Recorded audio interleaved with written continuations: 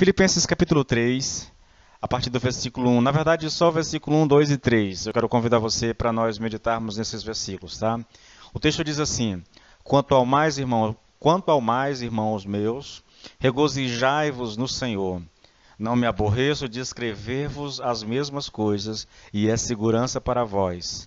Acautelai-vos dos cães, acautelai-vos dos maus obreiros, acautelai-vos da falsa circuncisão, pois a circuncisão somos nós, que servimos a Deus em espírito e nos gloriamos em Cristo Jesus e não confiamos na carne.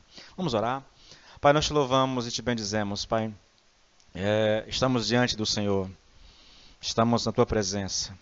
Ainda que separados uns dos outros, Senhor, geograficamente, nós estamos unidos ao Senhor em espírito.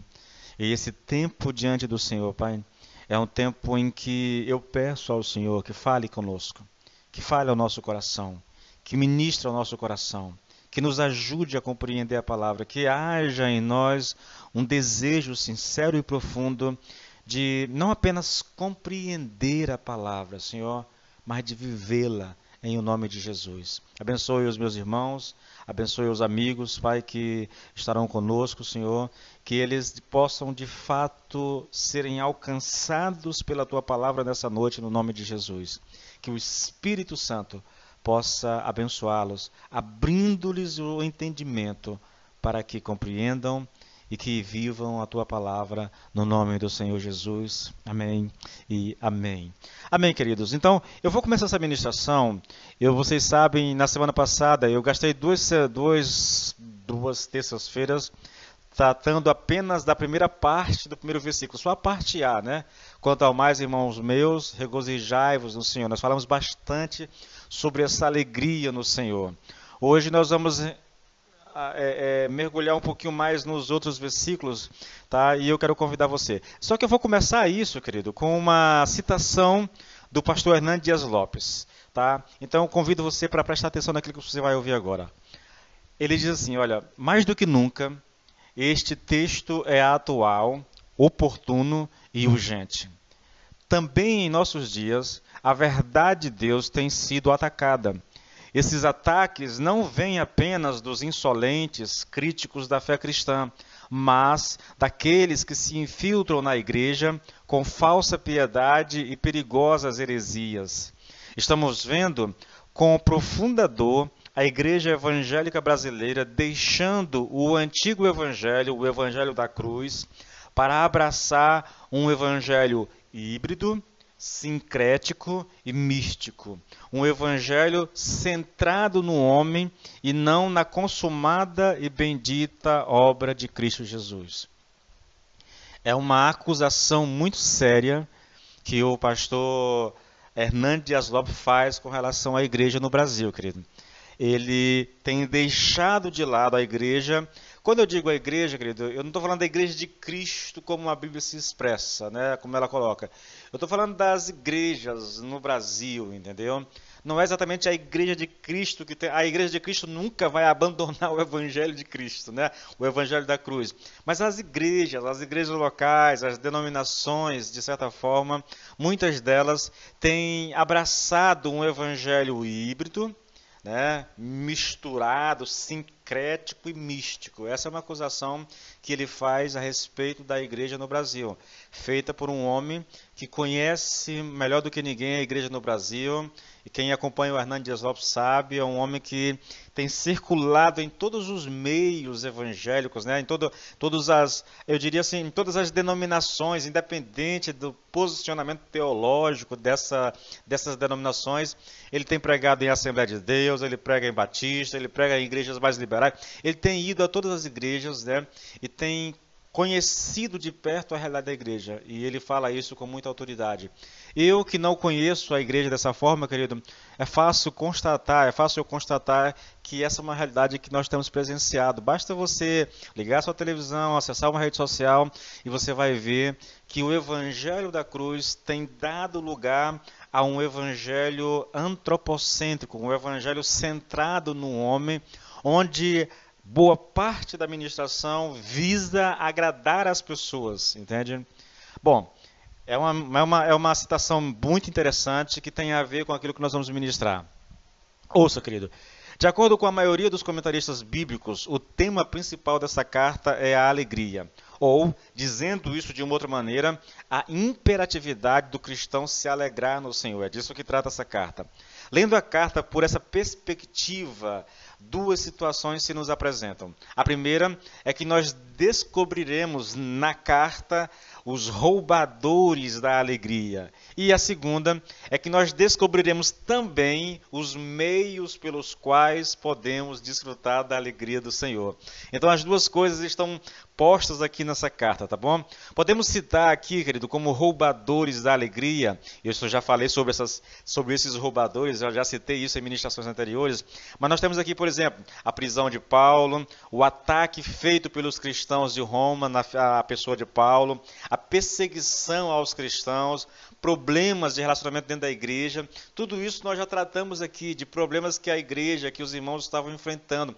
E tudo isso se apresentam a nós como aqueles que vêm para roubar a nossa alegria, para tirar a nossa alegria. Nós vimos isso no capítulo 1 e 2. Também vimos, querido, como manter a alegria em meio a todas essas situações. E a maneira bíblica para se fazer isso é manter a mente e o coração focados no Senhor Jesus e na sua obra da cruz. Me permita colocar isso de outra forma, agora apresentando textos bíblicos, tá? Em Filipenses 3, 8, e nós vamos pregar sobre isso ainda, lá está escrito assim: e, na verdade, tenho também por perda todas as coisas, pela excelência do conhecimento de Cristo Jesus, meu Senhor, por quem sofri a perda de todas estas coisas e as consideram como refúgio para que possa ganhar a Cristo. Esse é um texto profundo, que nós vamos meditar nele de maneira mais aprofundada quando nós chegarmos lá, tá? Mas a ideia aqui, querido, perdi todas as coisas por amor, pela excelência do conhecimento de Cristo Jesus, e eu considero tudo isso que eu perdi como refúgio. É uma palavra até bonita, né? Só que ela significa esterco, tá? Estou tentando aqui usar uma palavra mais elegante, né? Paulo diz assim, olha, tudo aquilo que eu perdi pela excelência do conhecimento de Cristo Jesus, eu considero como esterco. Não serve de nada, é lixo. É lixo para que eu possa ganhar a Cristo. O foco é Cristo, as outras coisas não importam, tá? Agora, Gálatas 2:20 diz assim: estou crucificado com Cristo e já não vivo, né? Já não vivo, mas Cristo vive em mim. A vida que agora vivo na carne, vivo-a na fé do Filho de Deus, que me amou e a si mesmo se entregou por mim. Novamente, querido, a mesma ideia, eu não vivo mais eu, mas Cristo vive em mim. E a vida que eu vivo agora na carne, né, eu estou vivendo essa vida pela fé no Filho de Deus, centrado em Cristo, focado em Cristo, olhando para Cristo, deixando de lado tudo mais, tá? E por último aqui, Filipenses 1:21, onde Paulo se expressa da seguinte forma, ele diz, pois para mim o viver é Cristo e o morrer é lucro. O centro da existência de Paulo é Cristo. É por causa de Cristo que ele não perde a sua alegria. É por causa de Cristo que as outras coisas perderam o brilho, entendeu? E porque ele não permite que essas coisas tomem o lugar de Cristo no seu coração, então nada é capaz de roubar a alegria. Porque se ele tivesse focado nas coisas desse mundo, facilmente ele perderia a sua alegria. Mas como ele está focado em Cristo, como a sua alegria depende de Cristo, então nada pode roubar essa alegria do coração de Paulo. Bom, querido, quando a gente chega aqui ao capítulo 3, nós encontramos aqui um outro roubador da alegria. Qual é esse roubador? É um falso ensino, entende? Que fala da necessidade da circuncisão como condição para ser salvo. E esse ensino ele era promovido por falsos pregadores judaizantes. O tratamento de Paulo a estes roubadores da alegria é marcado por uma linguagem pesada, irmãos, pesada mesmo. E o motivo dessa reação é porque esse ensino pode roubar não apenas a alegria dos cristãos, mas também a glória do Senhor Jesus como o único e suficiente Salvador. Você vai perceber no estudo de hoje, talvez a gente não conclua, mas você vai perceber, querido, que Paulo, ao se referir a esses falsos apóstolos aqui, esses pregadores judaizantes, ele usa uma terminologia muito dura, muito pesada, entendeu?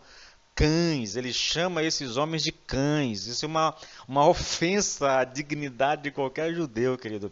Cães, entendeu? Maus obreiros, falsa circuncisão é o nome que ele usa para descrever essas pessoas. Então, ele faz realmente aqui, querido, ele traz aqui uma palavra muito dura a respeito dessas pessoas por causa da atitude e do ensino que essas pessoas estavam transmitindo e o perigo que isso oferecia à igreja de Cristo lá em Filipos, tá bom? Então, eu quero chamar sua atenção agora, querido, para a reação de Paulo a esse ensino, né? E também aos falsos propagadores desse ensino, aqui nesses 3 primeiros versículos. Tá? Aqui, nesses primeiros versículos, aqui, 1, 2 e 3, nós temos aquilo que é a reação de Paulo a esse ensino. Então eu vou convidar vocês em 3 tópicos para nós darmos uma olhada aqui, querido, nessa reação de Paulo, não só às pessoas, mas ao ensino também, tá? Então olha só, em primeiro lugar, este é um tema que já vem sendo tratado há algum tempo por Paulo, entendeu? Pelo apóstolo. Olha, capítulo 3, versículo 1, a parte B. Não me aborreço de escrever-vos as mesmas coisas, e é segurança para vós. Paulo conhecia muito bem a atitude desses falsos pregadores e sabia, querido, que mais cedo ou mais tarde eles chegariam em Filipos, e na cidade de Filipos, e eles tentariam converter os irmãos de Filipos a um tipo de judaísmo cristão. Eles já tinham feito isso em quase todas as igrejas fundadas pelo apóstolo, razão pela qual o próprio Paulo já tinha alertado esses irmãos quanto a esse perigo. Eu quero que você saiba, querido, que esse é um comportamento típico desses falsos pregadores na época de Paulo. Paulo abriu uma igreja e quando ele saía daquela localidade e ia para uma outra cidade, então esses falsos pregadores chegavam ali e eles atacavam não apenas a pessoa de Paulo, mas também, querido, atacavam o ensino de Paulo, entende? Na verdade, eles atacavam o ensino, e para atacar o ensino, eles atacavam a pessoa de Paulo. Eles queriam desacreditar Paulo. Fazia algumas acusações a respeito de Paulo, dizendo que ele era um falso apóstolo, que ele não era um dos 12, né, escolhido por Jesus, que ele veio depois, que ele se fez apóstolo e que a mensagem dele era uma mensagem liberal, por causa da não exigência da lei, né? Era uma mensagem liberal. E Paulo estava interessado em dinheiro, na verdade, por isso que ele estava pregando essa mensagem muito liberal. E aí eles atacavam a pessoa, o caráter de Paulo, para tentar depois atacar a mensagem que Paulo estava pregando. Se você ler a carta de Paulo aos Gálatas, você vai ver que ele escreveu essa carta todinha para lidar com problemas como esse, entendeu? Eu preguei isso, talvez seja uma das cartas que eu vou trazer para nós fazermos uma live, é a carta de Paulo aos Gálatas, uma carta importantíssima para a igreja do Senhor, tá bom? Então, Paulo conhecia, querido. Paulo conhecia. E aqui, irmãos, cabe uma observação que eu julgo muito necessária para nós hoje. Olha, não importa o quanto você pensa que conhece, é preciso continuar ouvindo, lendo e meditando sobre a obra salvífica de Jesus. Caso contrário, você pode ser enganado pela artimanha de falsos mestres. O que eu estou dizendo é que nós precisamos continuamente, querido, estudar, ler, meditar a respeito da obra de Cristo. Sua obra salvífica, sua obra expiatória, aquilo que Paulo chama em Romanos mesmo de expiação, de propiciação, de justificação, são termos usados, né, para graça, são termos usados para descrever aquilo que Cristo fez por nós, e nós precisamos continuamente conhecer isso a fundo, irmãos, porque se nós não conhecermos isso, nós corremos um sério risco de sermos enganados por falsos mestres, tá bom? E há mais uma coisa também, né, que é importante dizer aqui. É incrível, querido, o quão sedutor é a ideia sincrética de misturarmos graça e lei.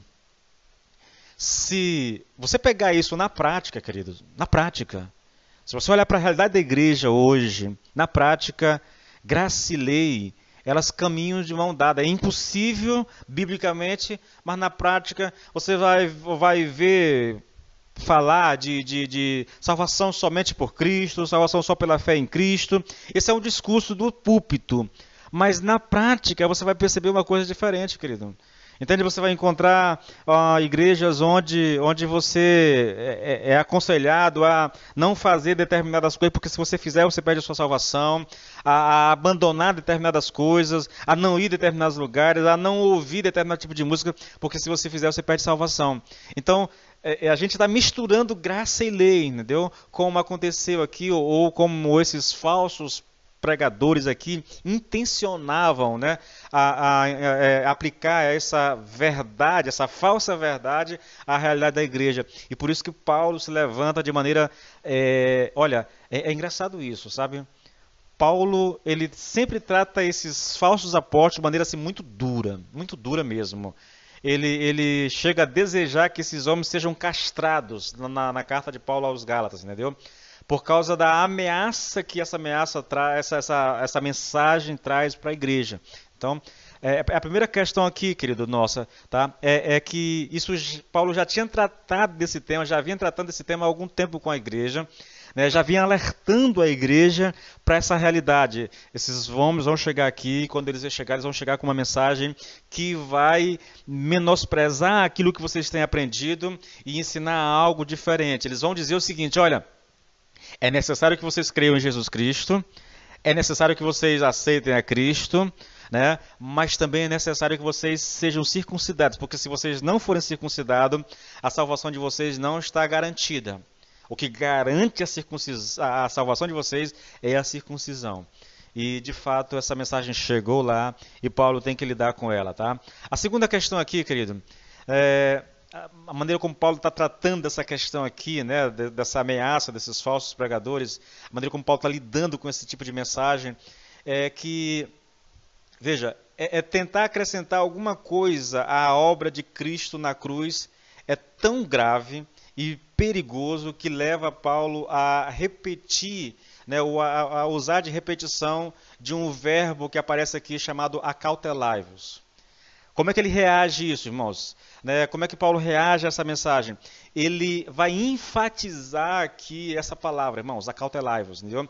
Ela é tão perigosa, essa mensagem, né, essa falsa mensagem de salvação, essa mensagem que mescla graça e lei, ela é tão perigosa que Paulo vai exagerar aqui na repetição dessa palavra acautelai-vos. Olha como está, irmãos. Acautelai-vos dos cães.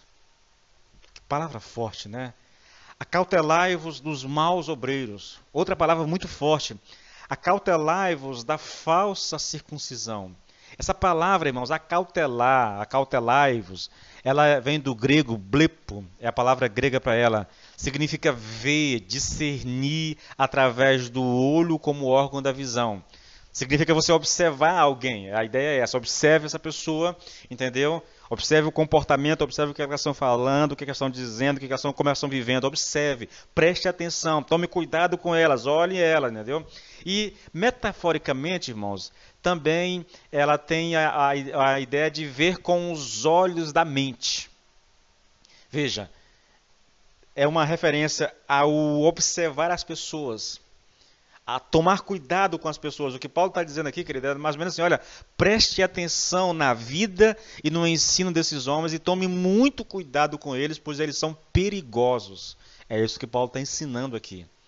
Acautelai-vos, entendeu? Tome cuidado com essas pessoas. Observem elas, observe o ensino delas. Elas são perigosas. Então não vacile. Tome muito cuidado, tá? Agora, uma outra observação também, querido, é um verbo, e eu costumo enfatizar isso, irmãos, porque é muito importante. É um verbo que está no tempo presente. Então, a ideia é, fique de olho nele. Hoje, amanhã, depois de amanhã, continue de olho nessas pessoas, porque elas são perigosas. É um verbo que está na voz ativa. Então, é algo que eu faço. Eu que preciso observar, eu que preciso olhar para essas pessoas, preciso avaliá-las, entendeu? Avaliar a vida delas, avaliar o ensino delas, para ver o que elas realmente estão fazendo, falando.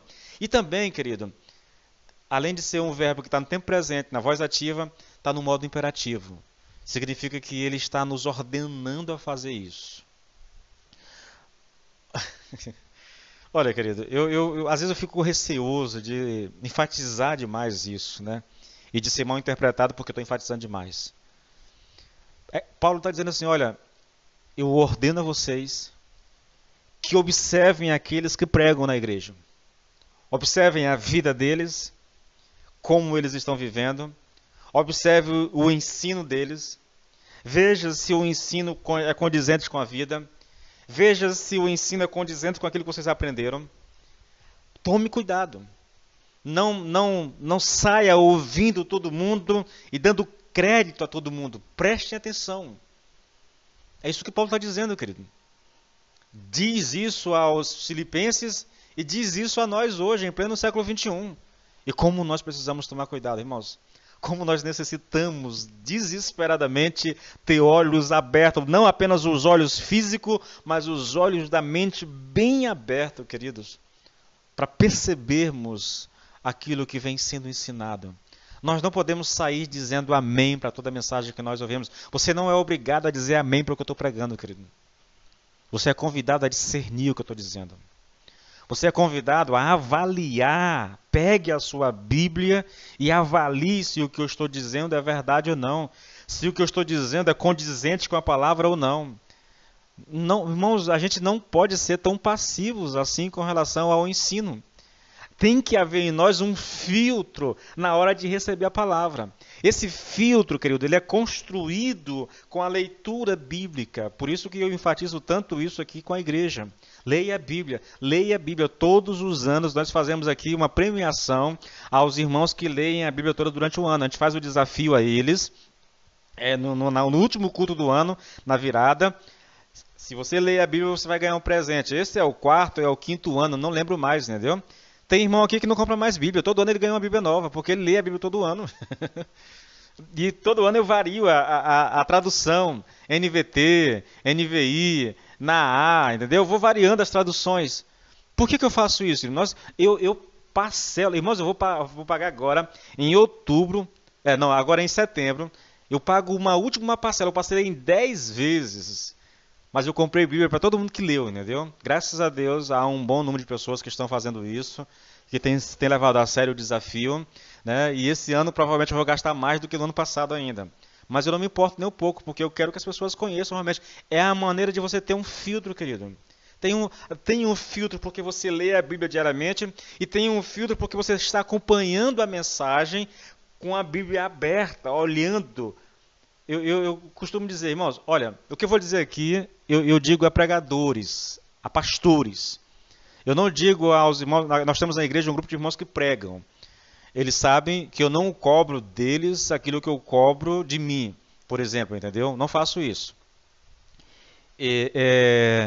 Eu incentivo os irmãos a pregarem, inclusive no domingo à noite eu coloco alguns para pregarem. Não faço a exigência que eu faria a mim para eles. Por quê? Porque eu sou um pastor, eu recebo o salário da igreja para me preparar. Então, o meu tempo é gasto, eu passo quase todo o meu dia no meu quarto estudando, entendeu? Eu me preparo para isso. Esses irmãos trabalham, têm vida e tudo mais, eles não têm o tempo que eu tenho para me preparar. Então, eu não posso cobrar deles o que eu cobro de mim. Agora, por que eu estou dizendo isso, querido? É porque nós precisamos prestar atenção naquilo que as pessoas estão pregando. Eu, particularmente, né, eu não sou muito favorável, não é que eu seja contra, eu só não sou muito favorável, me acostumei, com aquela pregação onde o pregador abre a Bíblia, lê um versículo, fecha a Bíblia e começa a contar a história. Eu não gosto, querido.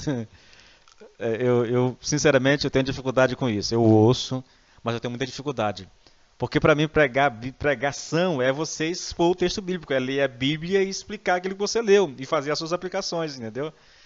Mas repetindo, não cobro isso de irmãos na igreja que não sejam pastores. Isso é cobrado de pastores, eu cobro de mim, entende? Não deixa eu dar sequência. Mais uma maneira aqui, Paulo, mais uma maneira aqui de como Paulo reagiu a isso, tá? Outra maneira de percebermos a gravidade do tema tratado aqui é observarmos a violência da linguagem usada para se referir a esses falsos pregadores. A violência da linguagem que Paulo utiliza, querido. Novamente, ouça o mesmo versículo. Acautelai-vos dos cães, acautelai-vos dos maus obreiros, acautelai-vos da falsa circuncisão. Já falei o que é acautelar, tá bom? Agora eu vou falar desses adjetivos aqui, se é que é adjetivo, sei lá que nome que dá para isso. Os cães. E esqueça, querido, tá? A gramática que passou foi longe aqui agora. Cães. Para nós, querido, o cão é um animal apreciado. Nós estamos num século onde cachorro é criado como um filho, entendeu? Então, para nós é um animal apreciado. Não era o mesmo no Oriente na época de Cristo. Alguém descreveu os cães como animais que rondam as cidades do Oriente, sem casa e sem dono, alimentando-se dos lixos e imundícies das ruas, brigando entre eles e atacando os viajantes. Essa é uma descrição. O que é dito aqui, querida, é que o cachorro naquela época era um animal imundo, era um animal quase que selvagem, entendeu? Olha só, cães ainda é o termo que os judeus usavam em relação aos gentios. Eles consideravam os gentios, né? Os judeus consideravam os gentios indignos e abomináveis. O que eu estou dizendo aqui é que o cão era um animal abominável. E Paulo está dizendo, acautelai-vos dos cães. Eles são abomináveis. Eles são indignos. Os judeus viam os gentios apenas como combustíveis do fogo do inferno. Agora, Paulo vem, querido, e inverte os papéis e se refere a esses falsos mestres como cães, ou seja, aqueles que viviam perambulando ao redor das igrejas gentias, tentando abocanhar prosélitos, ganhar novos adeptos para seu modo de pensar e viver. Observe como que Paulo inverteu. Para o judeu, o cão era um animal indigno e abominável. Paulo e eles consideravam os gentios assim, indignos e abomináveis, a ponto de um judeu não entrar na casa de um gentio, né? Não entrava. Paulo diz assim, olha, vocês, falsos mestres, vocês são cães, vocês são indignos, vocês são abomináveis. Tudo que vocês querem, na verdade, é abocanhar, é tragar essas pessoas, é trazer essas pessoas para o lado de vocês. Como eu ministrei lá na época lá em Gálatas, não havia interesse com as pessoas, querido. Eles não estavam preocupados com a salvação. Tudo que eles queriam era trazer as pessoas para o lado deles. Era só isso. Os maus obreiros, irmãos, isso fala de um caráter maligno, sabia? Assim como de seu trabalho incansável de espalhar o mal. Esses homens ensinavam que a salvação do pecador dava-se pela fé, mais boas obras, especialmente as obras da lei. Mas Paulo declara que suas boas obras, na verdade, são obras perversas, porque são realizadas pela carne, pela velha natureza, e não pelo Espírito. E essas obras perversas glorificavam a eles mesmos e não a Jesus Cristo. Essa aqui é uma citação de Bicken, entende? Maus, malignos, homens com intenções malignas, homens com motivações malignas, homens perversos, cujas obras glorificavam apenas a eles mesmos e não a Deus e não a Cristo. A terceira descrição que Paulo faz aqui é de falsa circuncisão. Acautelai-vos dos cães, desses homens abomináveis e indignos. Acautelai-vos dos maus, desses obreiros malignos, cuja intenção com as suas obras é trazer glória para si mesmo e não para Cristo. Acautelai-vos da falsa circuncisão. Agora observe isso aqui, querido. A palavra grega, normalmente usada para descrever a circuncisão entre os judeus, é peritome, ou peritomê. Tá? Mas Paulo, ele não usa essa palavra, porque ele se recusou a usar essa palavra, que era naturalmente utilizada para descrever a circuncisão. Em vez disso, ele usa uma palavra grega chamada katatomé, ou katatomê, utilizada para descrever a mutilação da carne nos ritos pagãos. Observe o que Paulo faz, querido. Ele deixa de lado propositalmente a palavra que descrevia algo que era muito importante para o judeu, que era a circuncisão. Deus ordenou isso lá para Abraão, lá em Gênesis 17. E ele usa uma palavra que descreve esse tipo de mutilação, mas usada nos ritos pagãos. É muito forte isso aqui, querido. É muito forte. A ideia por trás disso aqui é muito forte, entendeu? Muito embora não houvesse nada de errado com a circuncisão em si, Paulo sustentou que era errado ensinar que a circuncisão era uma condição indispensável para a salvação. Nesse sentido, a circuncisão se tornara um rito vazio e sem sentido. Os mestres judaizantes trocaram a graça de Deus por um rito físico. Eles se vangloriavam de uma incisão na carne em vez de uma mudança no coração. Queridos, se eu pudesse fazer a analogia, uma aplicação disso para os nossos dias, seria mais ou menos assim. Nós temos visto uma espiritualidade hoje muito mecânica, muito externa, que se preocupa mais com aquilo que as pessoas veem nas nossas roupas, na nossa maneira de viver, do que com aquilo que está dentro de nós. Eu colocaria da seguinte forma: há uma preocupação mais com aquilo que, com alguns comportamentos externos, ou com algum tipo roupa, uma linguagem, sabe, cheia de jargões, do que com o nosso caráter propriamente dito. Era mais ou menos isso aqui. Eles estavam mais preocupados com a circuncisão. O que importava para eles era cortar o prepúcio do órgão masculino. Feito isso, está bom demais. Não havia uma preocupação com o caráter, com o coração, com a vida interior da pessoa. Tudo que importa é o que é externo, é o que os outros estão vendo. Isso é muito fácil de se observar na igreja brasileira, entende? Muito fácil.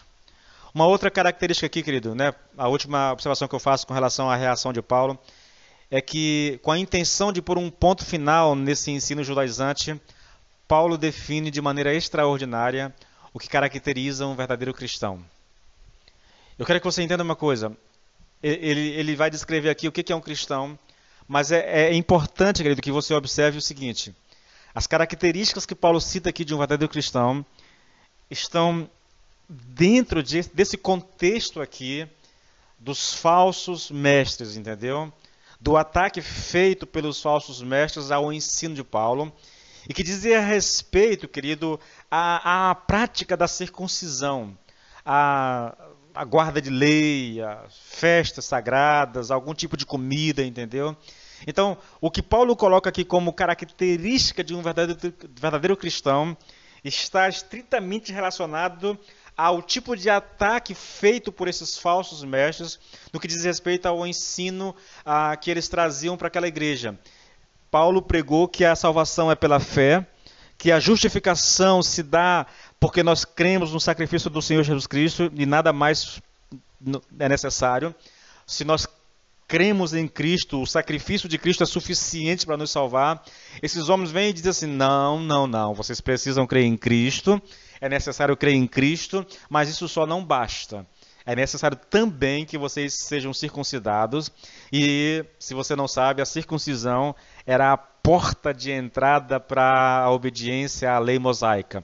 Com isso vinha a guarda dos sábados, das festas sagradas, das comidas sagradas e tudo mais, entendeu? Então, é dentro desse contexto que Paulo coloca aqui as características de um verdadeiro cristão.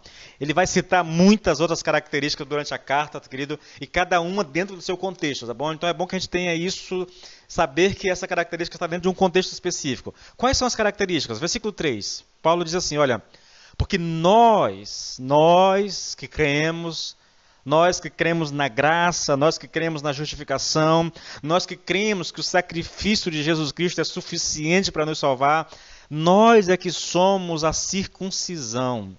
Nós que adoramos a Deus no Espírito, Nós que nos gloriamos em Cristo e não confiamos na carne. Irmãos, observe que cada característica aqui é contrastante com relação àquilo que acreditavam os falsos mestres.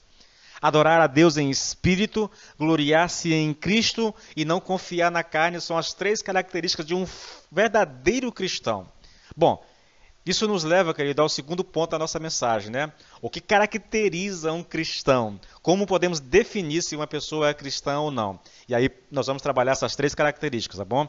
Antes, porém, querido, de tratar dessa questão, a respeito da identidade do verdadeiro cristão, precisamos responder outra questão também muito relevante.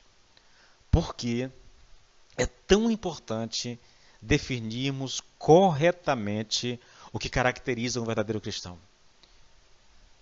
Eu quero chamar sua atenção para essa realidade, porque Paulo já descreveu no capítulo 1, Paulo já descreveu no capítulo 2, Paulo está descrevendo aqui no capítulo 3, vai descrever mais à frente, Paulo vai descrever no capítulo 4 o que caracteriza um verdadeiro cristão. Nessa única carta, se eu não me engano, querido, há umas 5 vezes em que Paulo traça o perfil de um cristão. Por que isso é tão importante, irmãos? Por que Paulo repete isso e cada vez ele coloca algo diferente, dependendo do contexto em que ele está tratando, ele coloca algo diferente? Por que é tão importante, irmãos? Olha, eu acredito sinceramente, querido, eu faço isso como pastor. Né? Faço isso como pessoa que sou, como filho de Deus que sou, e como pastor eu levo a igreja constantemente a olhar a vida por essa perspectiva. Ontem eu falei disso aqui, entendeu? É um tipo de dedução que nós fazemos. Paulo descreve aqui, o cristão é alguém que adora a Deus em espírito. O cristão é alguém que se gloria em Cristo. O cristão é alguém que, vou repetindo aqui, é alguém que não confia na carne. Isso caracteriza um cristão. Então, lá vai eu usar o princípio da dedução. Eu vou pegar essas três características, vou avaliar a minha vida a partir delas e ver se há evidências dessas características em mim. Se não há, eu vou deduzir que eu não sou um verdadeiro cristão. Se há, logicamente eu deduzo que eu sou um cristão. Isso tem que ser feito, querido, o tempo todo. Irmãos, há uma necessidade gritante que nós, como igreja, façamos isso constantemente com os nossos irmãos, com os membros da igreja. Então, por que isso é tão importante, irmãos? Porque disso depende toda a nossa posição no tempo e na eternidade. A questão, de acordo com Paulo, querido, é a seguinte. Se estivermos errados com relação a quanto... Vamos lá. Se estivermos errados com relação a quanto ao que caracteriza um verdadeiro cristão, se nós estivermos errados em relação a isso, ao que caracteriza verdadeiramente um cristão, todo o nosso futuro na eternidade poderá estar comprometido. Se você tem um conceito errado do que é de fato um verdadeiro cristão, irmãos, então você está comprometendo a sua eternidade. Crer num cristianismo híbrido, sincrético, pode resultar em condenação eterna. Você consegue entender isso, querido? Percebe isso? Irmãos, não basta crer. É preciso crer da maneira correta. Queridos, ouça o que eu vou dizer. Eu sei que isso pode parecer, às vezes, exagerado demais. Mas eu quero que você leve em consideração que o que está em jogo é a sua eternidade. Não basta dizer, eu sou de tal igreja. Fulano de tal é o meu pastor. Minha denominação é essa. Irmãos, isso pode até ser legal para nós aqui, entendeu? Mas diante de Deus isso não tem serventia nenhuma, querido. Não importa se a tua igreja é grande ou pequena, se o ensino lá não é correto, meu querido, você está correndo um sério risco de não chegar aonde pensa que vai chegar. A verdade é essa, querido. Pense no... Irmãos, Paulo escreve uma carta de 4 capítulos. 4 capítulos. Nesses 4 capítulos, pelo menos 4 vezes, eu tenho certeza de 4 vezes, Paulo traça as características de um verdadeiro cristão. Eu acho que é mais, eu não lembro aqui exatamente, mas pelo menos 4 vezes. É como se fosse uma vez para cada capítulo. Só que no capítulo 3, 2 vezes ele cita essas características, entendeu? Então, é importante, é fundamental que aqueles irmãos lá de Filipos saibam que eles realmente são filhos de Deus, que eles estão no caminho certo. E Paulo faz isso dizendo o que caracteriza um verdadeiro cristão. Aqui ele diz, um verdadeiro cristão é aquele que adora a Deus em espírito. Um verdadeiro cristão é aquele que se gloria em Cristo. Um verdadeiro cristão é aquele que não confia na carne. Entende? Isso caracteriza um verdadeiro cristão. E eu sou obrigado a me avaliar, querido, através disso. Então vamos lá. Olha, eu fiz uma pergunta, antes de nós vamos responder ainda a questão que caracteriza um verdadeiro cristão, tá bom? A questão é, por que é tão importante definirmos corretamente o que caracteriza um verdadeiro cristão? Primeiro, porque disso depende toda a nossa posição no tempo e na eternidade. Segundo, a verdadeira alegria da vida cristã também depende de um entendimento correto a respeito desse ensino. Deixa eu pedir aqui para o Lord John explicar. Ele diz, nada que tenda... ele diz assim, olha, não conheço nada que tenda tanto a privar-nos da nossa alegria como cristãos, como a incerteza a respeito da doutrina. Quando nós não temos certeza, quando nós desconhecemos a doutrina, quando nós estamos fundamentados numa doutrina equivocada, de homens, de uma interpretação equivocada da doutrina bíblica, tudo isso, querido, rouba a nossa alegria.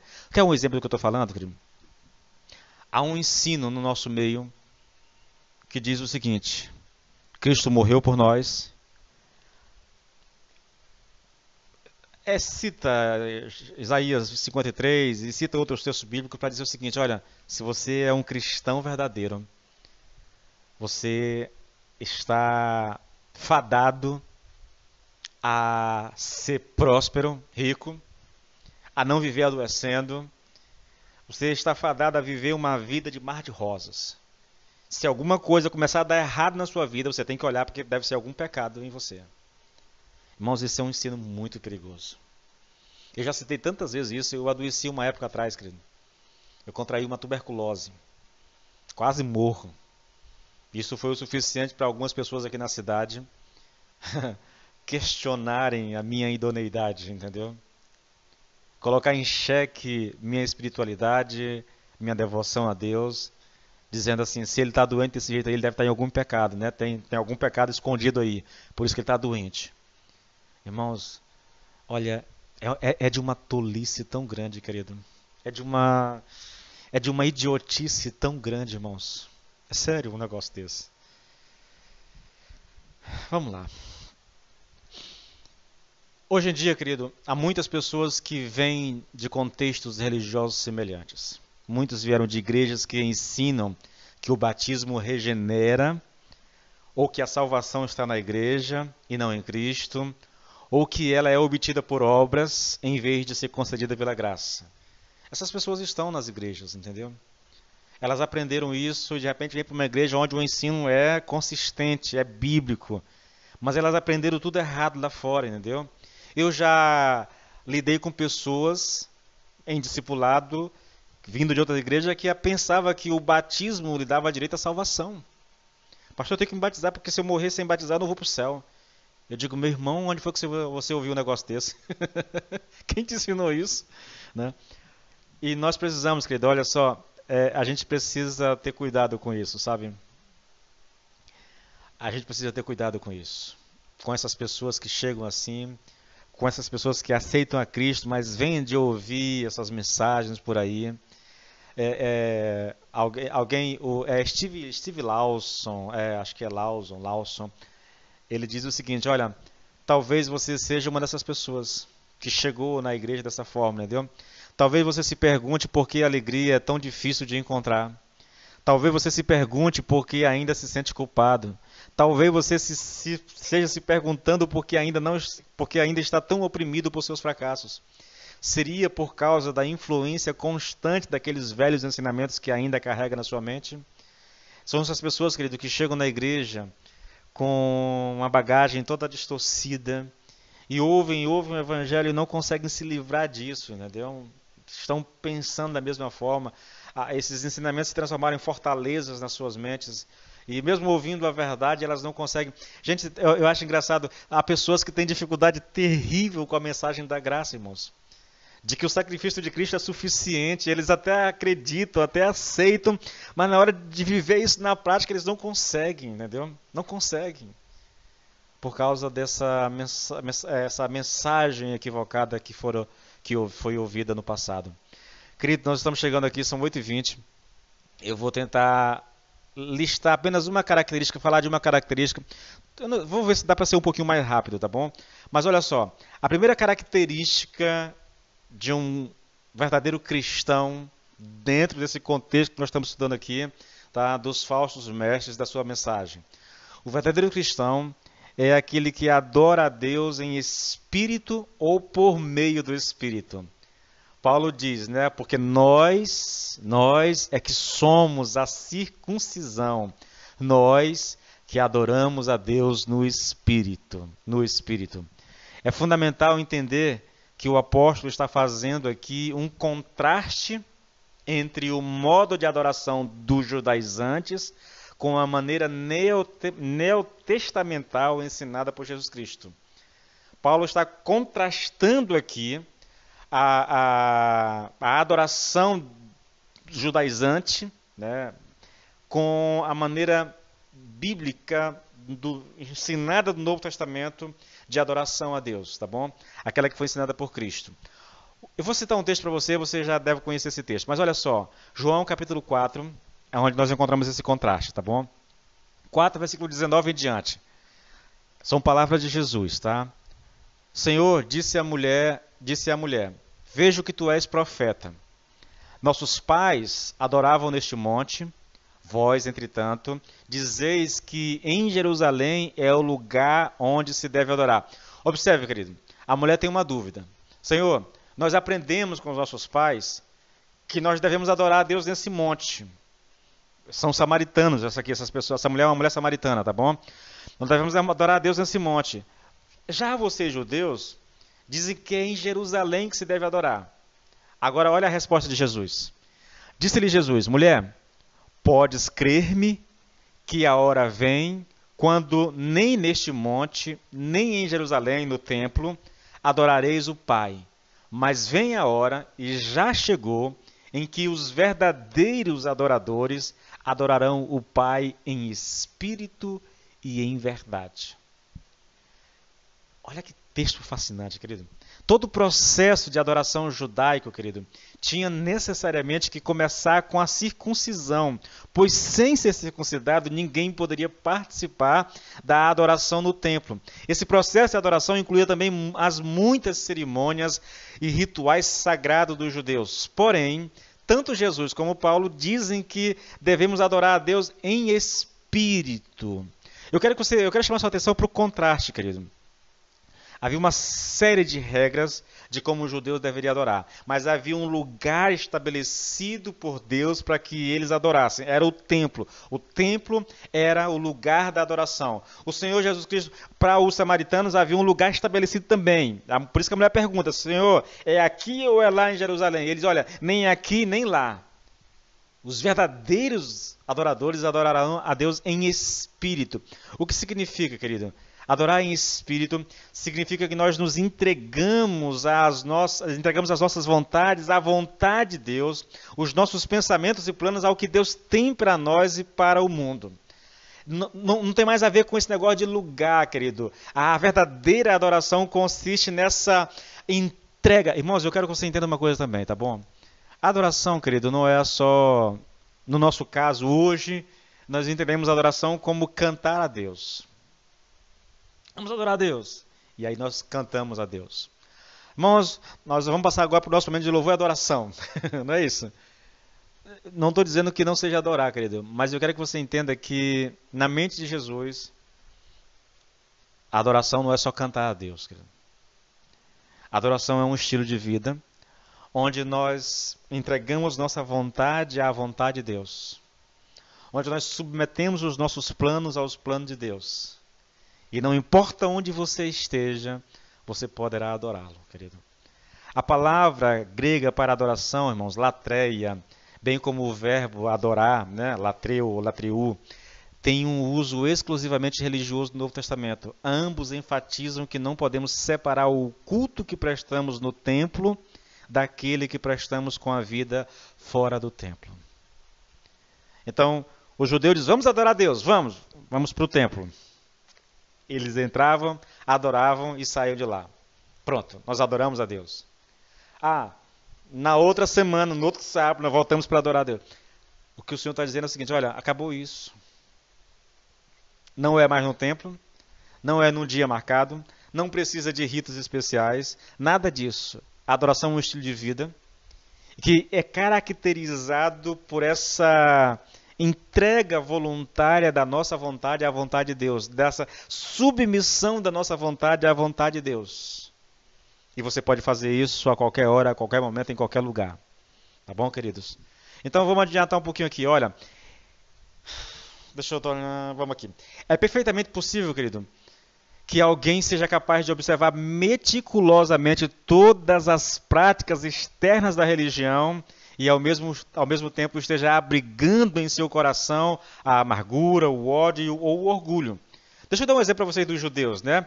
E, apesar de toda a aparente piedade que eles manifestavam, os judeus planejaram e, de certa forma, executaram a morte de Cristo, entendeu?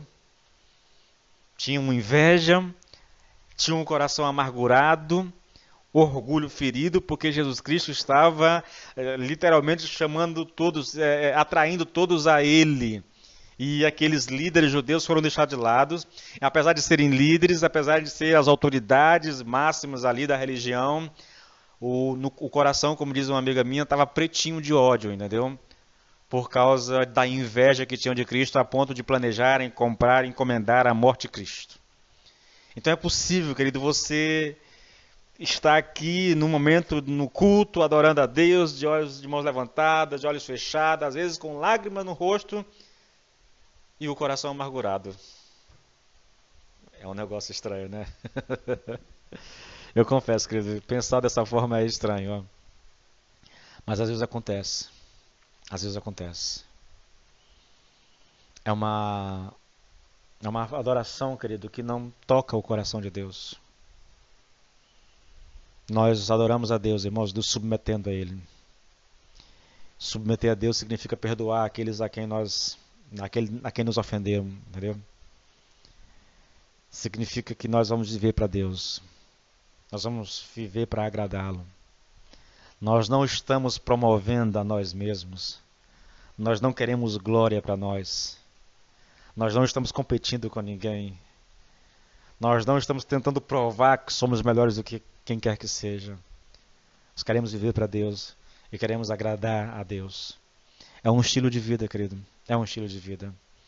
E com isso, irmãos... queridos, deixa eu só terminar esse ponto aqui, rapidinho. Vou só terminar esse ponto, tá? São 8h28. Antes de continuarmos a nossa abordagem aqui, é necessário aqui, querido, enfatizar que essa definição do verdadeiro cristão feito pelo apóstolo acontece dentro de um contexto bem específico. Eu já falei sobre isso, entendeu? Eu quero que você tenha isso em mente, irmãos. Tenha o contexto. Paulo está contrapondo as características, né, do ensino judaizante, né, desses falsos pregadores, que dizia que era necessário, irmãos, o rito da circuncisão, né? Ele está contrapondo esse ensino baseado em práticas externas com a obra realizada pelo Senhor Jesus Cristo no Calvário, entendeu? A gente pode concluir, querido, que a verdadeira adoração é o resultado do agir do Espírito Santo no nosso coração e não o fruto de ritos externos. O que caracteriza um adorador é a obra do Espírito no nosso coração e não algumas práticas externas executadas por nós. Olha, ouça bem e eu vou encerrar com isso aqui. Toda adoração que não é prestada a Deus é idolatria. Irmãos, ouça isso, querido. Toda adoração que não é ofertada a Deus é idolatria. Toda adoração oferecida a Deus sem a ação do Espírito não é aceitável por Ele. Eu nem sei quem disse isso, querido. Nem me importa saber. Eu só sei que é algo bem profundo e que nós deveríamos pensar. Por que eu estou adorando a Deus? A quem de fato eu estou adorando? Minha adoração é uma adoração movida pelo Espírito? Minha adoração é uma adoração carnal? A gente precisa pensar nessas coisas, querido. O cristão é aquele que adora a Deus em espírito. É aquele que submete sua vontade à vontade de Deus. É aquele que vive para alegrar o coração de Deus. Ou pelo menos está tentando fazer isso. Vai errar, vai tropeçar e vai cair algumas vezes. Isso faz parte da caminhada. Mas há no coração dele um desejo de alegrar o coração de Deus. Um desejo de fazer a vontade de Deus. Isso caracteriza um verdadeiro cristão. Isso caracteriza você? É uma pergunta que só você sabe a resposta e só você pode responder. Tá bom? Com isso eu quero encerrar a nossa reflexão de hoje, orando ao Senhor. Meu Deus e meu Pai, em o nome do Senhor Jesus Cristo de Nazaré, nós concluímos a nossa mensagem de hoje, Pai. Concluímos essa mensagem clamando a Ti por graça, por misericórdia, por ajuda, Senhor. Pai, no nome de Jesus, remove do nosso coração tudo aquilo que é busca, Senhor, por aplauso, por reconhecimento, tudo aquilo que é praticado em benefício da nossa própria glória, Senhor. E que haja no nosso coração, Senhor, uma vontade, um desejo, uma decisão de submeter nossa vontade à Tua vontade, Senhor.